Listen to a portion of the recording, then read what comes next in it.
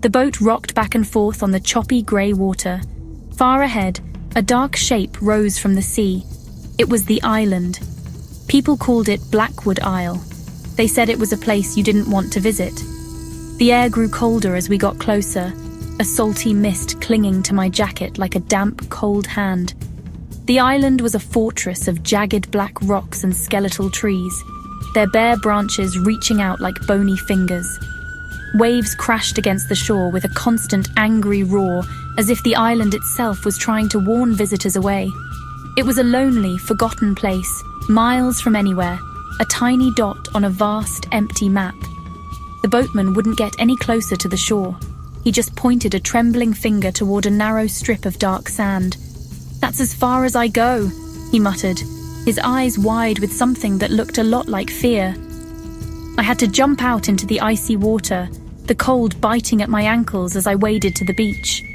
The sand wasn't soft. It was coarse and mixed with sharp, broken shells that crunched under my sneakers. The sky above was a blanket of thick, grey clouds, blocking out the sun completely. It felt like the island existed in its own permanent twilight, a place where daytime never truly arrived.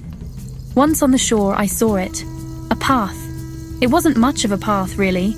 It was more like a scar carved into the earth, winding its way up the steep hill. It was a crooked, twisting trail, disappearing into a thicket of thorny bushes and gnarled, leafless trees. The ground was muddy and slippery, and strange, twisted roots snaked across the path, looking like they were waiting to trip me. Every step was a struggle, as if the island itself was trying to push me back toward the sea. The silence was the worst part, broken only by the cawing of unseen crows and the relentless pounding of the waves. I took a deep breath and started to climb. The air was heavy and smelled of damp earth and decaying leaves.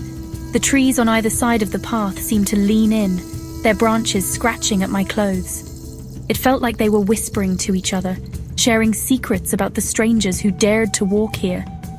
I kept looking over my shoulder, but there was nothing there, just the empty path and the grey sea stretching out behind me.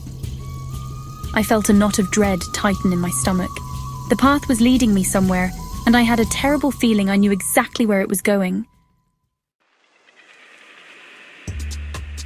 At the very top of the hill, the path finally ended, and there it stood, the house. It wasn't